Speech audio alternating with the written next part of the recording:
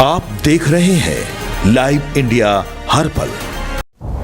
नमस्कार, live India में आपका स्वागत है। मैं अनिल सम्राट। पूरा देश भगवान बिरसा मुंडा के 150वीं जयंती मना रहा है और इस उपलक्ष्य में खासकर झारखंड में बड़ा ही उत्सव का माहौल है और यहाँ पर झारखंड स्थापना दिवस भी मनाया जा रहा है।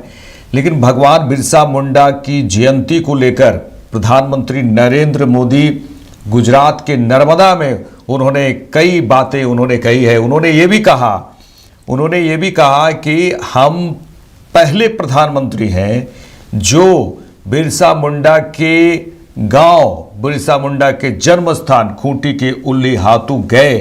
उन्होंने ये भी कहा और उन्होंने कहा कि आदिवासी कल्याण बीजेपी की सर्वोच्च प्राथमिकता रही है। आदिवासी कल्याण की उन्होंने बात की गुजरात के नर्मदा में।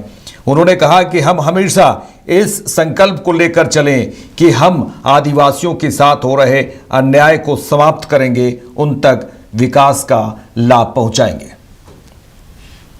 लेकिन साथियों, आदिवासी कल्याण भाजपा की सर्वोच्च प्राथमिकता रही है। हम हमेशा इस संकल्प को लेकर चले कि हम आदिवासियों के साथ हो रहे अन्याय को समाप्त करेंगे, उन तक विकास का लाभ पहुंचाएंगे। देश को आजाद तो 1947 में हो गया था।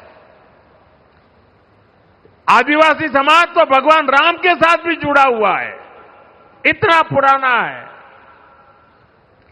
लेकिन 6 दशक तक राज करने वालों को पता ही नहीं था कि इतना बड़ा आदिवासी समाज के विकास के लिए कुछ करने की जरूरत है। साथियों, जब पहली बार अटल बिहारी वाजपेयी प्रधानमंत्री बने, भाजपा की सरकार बनी, तब देश में पहली बार जनजातीय समाज के लिए एक अलग मंत्रालय का गठन किया था।